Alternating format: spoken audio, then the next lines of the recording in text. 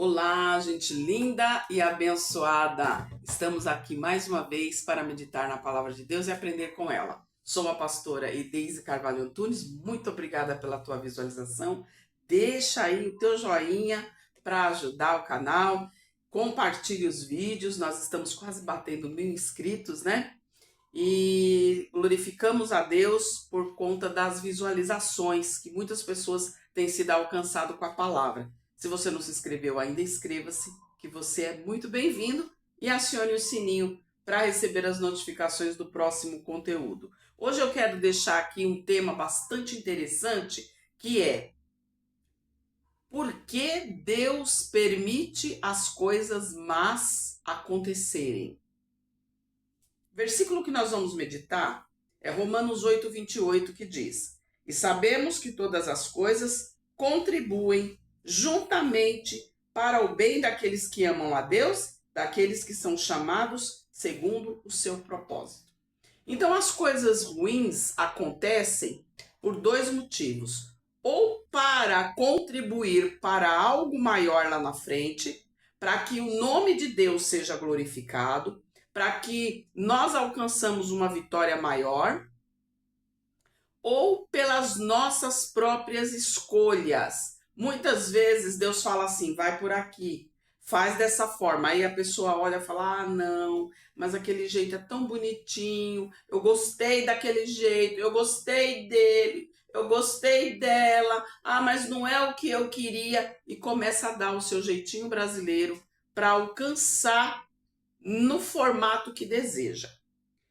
Aí eu faço uma pergunta para você: mas o que é ruim também coopera? O que é péssimo? A morte, a doença, as guerras no meio da família. Quando eu digo guerras no meio da família, é a desunião no meio da família, o roubo, o abuso, a calúnia, as desonras. Tudo isso contribui para o bem daquele que ama a Deus? Davi era quem cuidava do rebanho do seu pai.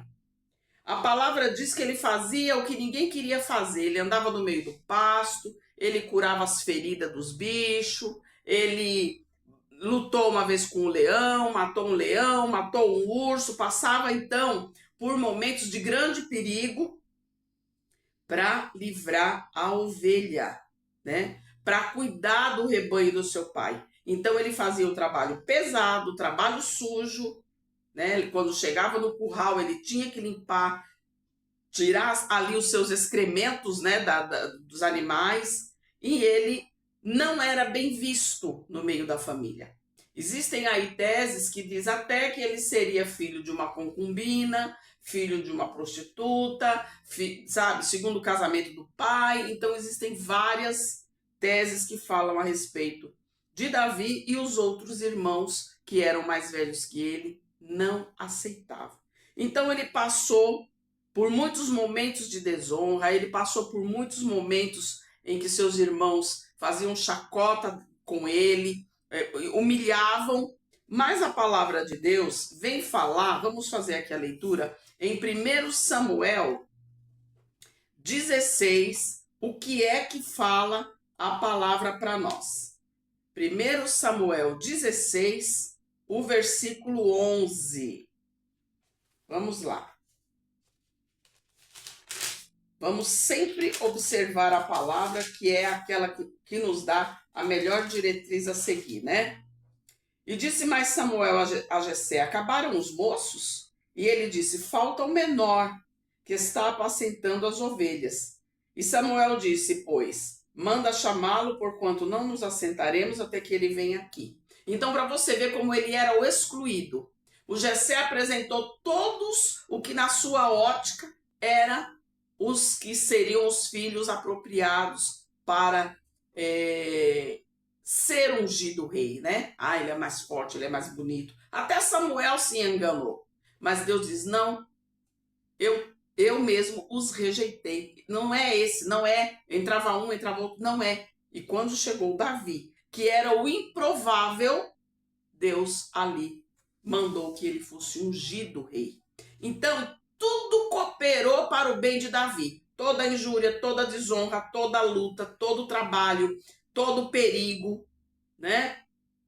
Todos os momentos em que ele dormiu no meio do pasto, no meio no relento, contribuiu para que ele fosse um rei forte, um rei que confiasse verdadeiramente em Deus. Então, tudo que ele passou contribuiu. Moisés já desde a tenra idade, desde bebezinho, 3 meses, ele começou já a chorar fortinho. E aí, ó, tem criança nessa casa. Por quê? Porque havia saído um edito que toda criança hebreu iria ser lançado no Nilo. Toda criança iria morrer.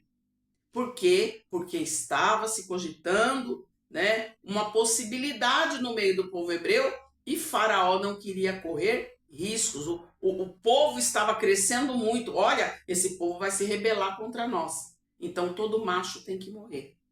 Sua mãe o colocou no cesto e a sua irmã o colocou no rio e ficou observando para ver o que ia acontecer com aquela criança. Moisés, ele aprendeu tudo do Egito. Ele foi preparado. Tudo o que aconteceu depois dele matar o soldado, dele ir para o deserto, dele passar pelo deserto, dele ir cuidar das ovelhas que passou a ser o seu sogro, né, o Jetro. Tudo aquilo que passou com ele era porque Deus queria ter um encontro com ele, é porque ele tinha que conhecer aquele caminho ao qual ele ia ter que voltar quando ele saísse do Egito com o povo, ele ia ter que passar por ali. Tudo corroborou para que Moisés fosse preparado para o chamado que Deus tinha na vida dele.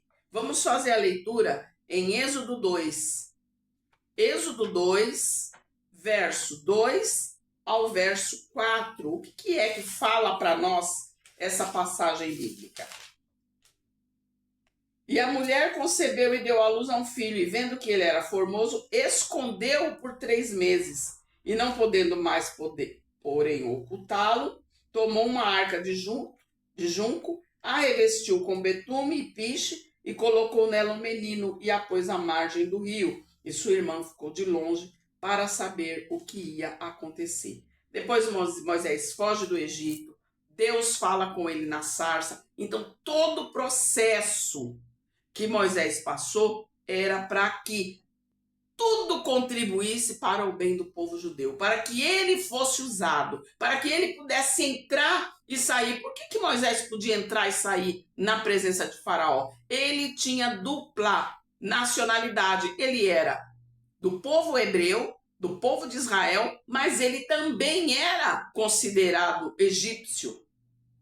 Então tudo cooperou para o bem do povo de Israel. Jesus, vamos para finalizar. Jesus foi rejeitado, foi traído, foi caluniado, foi açoitado, foi crucificado, cuspiram nele, esbofetearam.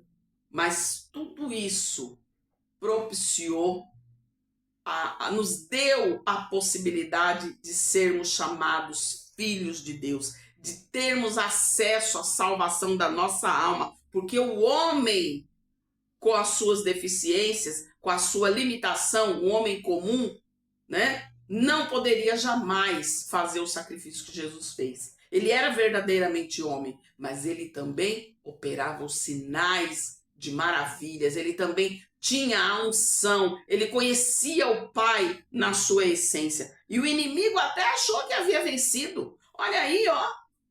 Foi humilhado, também não era aceitado pelos seus irmãos, chamavam-no de louco no meio da sua família. Ele passou por tantas coisas. E até quando chegou no momento da sua morte, o inimigo achou que havia vencido. Mas tudo corroborou para que ele fosse ressurreto, para que ele ressuscitasse, para que ele nos desse o direito de vida eterna. Então, se você está passando hoje por uma dificuldade, vamos parar e pensar, isso que eu estou passando hoje, esse problema difícil que eu não consigo resolver, foi porque eu escolhi, eu busquei com as minhas próprias mãos, ou foi algo que surgiu que eu estou passando aí por uma provação? A palavra que nós lemos, que está em Romanos 8, vamos ler ela novamente para que nós possamos entender o que Deus está falando conosco.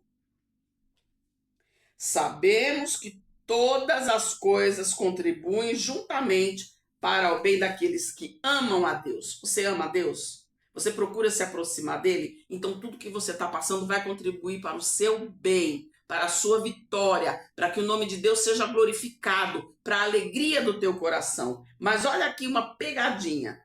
E daqueles que são chamados segundo o seu propósito. Deus teve propósito na vida de Davi, na vida de Moisés, na vida de José, na vida de Esther, na vida de tantos que passaram por problemas gravíssimos, situações dificílimas. Mas tudo corroborou para o seu bem, para uma honra maior, para que o nome de Deus fosse glorificado na vida dessas pessoas. Eu espero que você tenha gostado desse vídeo. Deixa o teu comentário, compartilha. Olha, agora nós estamos também lá no TikTok e também na nossa página Reflexo da Glória, lá no Facebook.